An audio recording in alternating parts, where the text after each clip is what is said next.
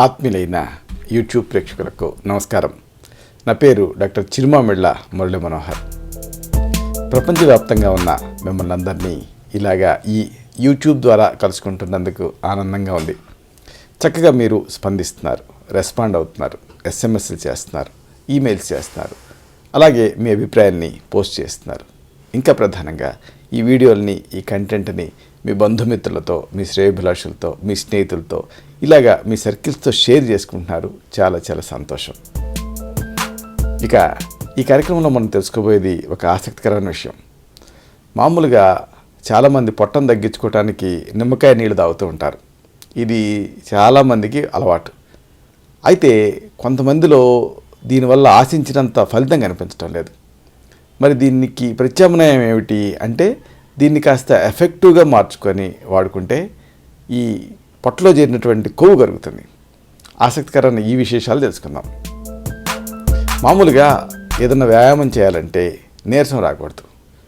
అలాగని తిన్నారనుకోండి ఆయాసం వస్తుంది, వ్యాయామం చేయలేరు.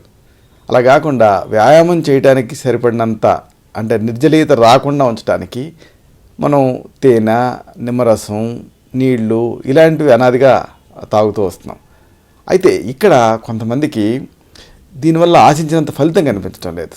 అలాంటి సందర్భాలలో ఈ నీళ్ళని ఒక దివ్యౌషధంలాగా మార్చేటటువంటి ఒక చక్కటి చిట్కా ఉంది. దీన్ని తెలుసుకుందాం. దీనికి మీకు కావాల్సింది మంచినీళ్ళు 6 కప్పులు, ఫిల్టర్ వాటర్ అయితే మంచిది. అలాగే కీరా దోసకాయ 1, దీన్ని పల్చటి చక్రాల్లాగా తరిగి సిద్ధం చేసుకోండి. ఇక అల్లం తురుము 1 టేబుల్ స్పూన్. ఇక నిమ్మకాయ 1, దీన్ని కూడా చక్రాల్లాగా తరిగి సిద్ధం చేసుకోండి. ఫైనల్గా పుదీనా ఆకులు 1 పూర్తి కప్పు. ఇలాగా పుదీనా ఆకులను కూడా సిద్ధం చేసుకోండి. ఇప్పుడు ఈ ఇంగ్రీడియంట్స్లో ప్రతిదానికి ఒక ప్రత్యేకత ఉంది. నీళ్లు మీకు తెలిసినవే. ఈ నీళ్లు మనని నిర్జలీయత రాకుండా కాపాడుతూ ఉంటాయి. 6 కప్పులు. అలాగే కీరా దోస, ఇది అంతే, నిర్జలీయత రాకుండా కాపాడుతుంది. అదే సమయంలో దీంట్లో ఉండేటువంటి ఫైబరు ఇదంతా కూడా ఆ మల నిర్ధారణ సజావుగా జరగటానికి తోడ్పడుతుంది. ఇక అల్లం తురుము, ఇది శరీరం లోపల మెటబాలిజాన్ని పెంచుతుంది. దీంతో లోపల ఇంటర్మీడియట్ ప్రోడక్ట్స్ అంటే కొవ్వు ఇలాంటివి తయారు కాకుండా ఈ జీవక్రియ అనేది వేగవంతం అవుతుంది. ఫైనల్గా నిమ్మకాయ, దీన్ని 1 చక్రాలాగా తరిగి సిద్ధం చేసుకుంటున్నాం కదా. ఈ నిమ్మకాయ ఏం చేస్తుంది అంటే, దీంట్లో ఉండే విటమిన్ సి వల్ల కానీ, లేకపోతే దీంట్లో ఉండే పులుపు వల్ల కానీ, వీటన్నిటి వల్ల దీనికి ఒక మంచి థెరాప్టిక్ ఎఫెక్ట్ వచ్చి ఇమ్యూనిటీని పెంచుతుంది. ఆఖరిగా పుదీనా ఆకులు, ఇది ఆ జీర్ణశక్తిని మెరుగుపరుస్తాయి. ఇలాగ అన్నింటినీ సిద్ధం చేసుకోండి. వీటన్నిటిని రాత్రిపూట కలిపి పెట్టుకొని ఉదయం పరిగడుపునే మొహం కొడుకున్న తర్వాత, దంతదానం చేసిన తర్వాత తాగేయండి.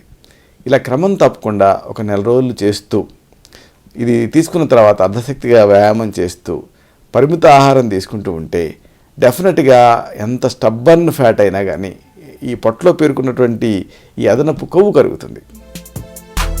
ఇలాంటి మరొక ఆసక్తికరమైన విషయాన్ని తిరిగి ఇదే కార్యక్రమాల పరంపరలో మనం కలుసుకున్నప్పుడు సవివరంగా, సహేతుకంగా, సమగ్రంగా తెలుసుకుందాం. శతం జీవ శరదో వర్ధమానః, శతం హేమంతాన్ శతం వసంతాన్. 100 శరత్తులు, 100 హేమంతాలు, 100 వసంతాలు వర్ధిల్లుతూ జీవించండి. శుభం.